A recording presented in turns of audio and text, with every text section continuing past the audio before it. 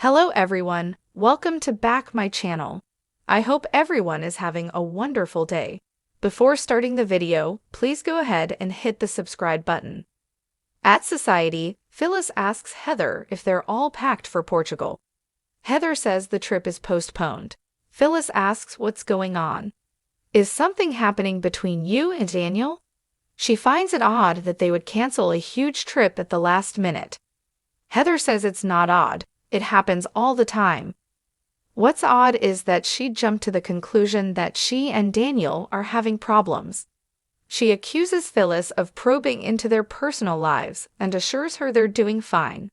Phyllis desperately wants them to work and has been their biggest cheerleader. Heather asks her to stop prodding and poking. Phyllis is concerned about Daniel, who has lost everything. That's what happened before when he spiraled. Heather thought of that too. But he's very different now. He's grounded and won't fall apart this time. Phyllis asks if it happens again, will she stick it out with him or leave him like she did before?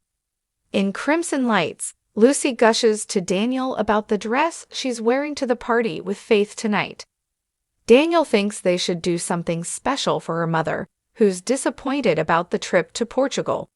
Lucy is on board, but not tonight. The party is so important.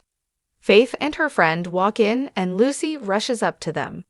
Lucy asks if she's riding with them to the pool party tonight, but Faith tells her that she hates to disappoint her, but it's not going to work out. Walking to the patio, Faith explains to Lucy that her friend who is throwing the party rented out the entire place, so there's a strict head count policy and alcohol. It will be an older crowd. Lucy totally gets it and says maybe she'll tag along next time. She walks off and Faith tells her pal that she hated to do that. The friend says, "That was extra." Lucy rejoins Daniel and tells him the party is on and she can't wait. Nikki enters the club and Jack sidles up and asks how she's doing. She says the outpatient treatment is going very well. Jack wants to sit and catch up, but asks if Victor's meeting.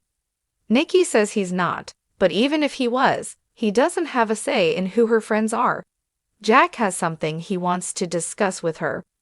They sit and Nikki updates Jack that Adam is temporarily filling in for her at Newman Media. Victor says it's because of her need to recover, but she thinks there's more to it. She worries about the company. Jack seriously doubts that Adam is out to destroy it. He questions why she didn't fight more. Nikki admits that the stress of the battle was making her want to drink more than ever. Nikki says nothing is worth losing her sobriety and admits she's been concerned that this situation with Kyle might tempt him to take pills again.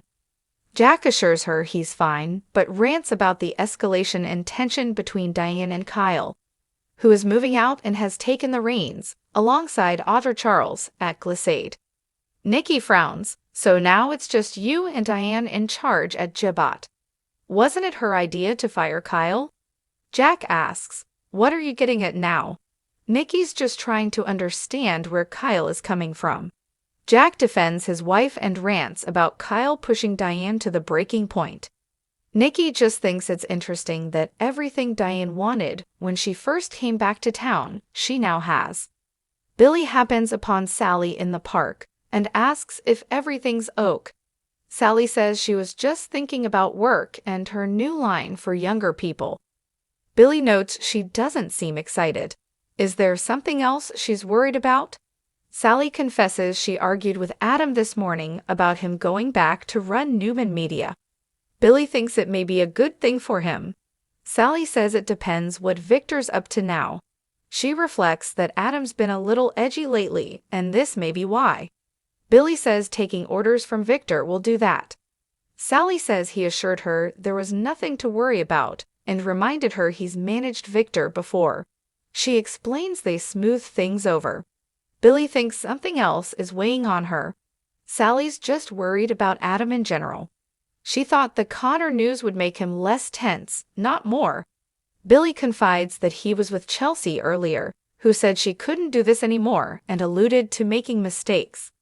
She gave him an excuse and left. Sally says, "So you're worried too."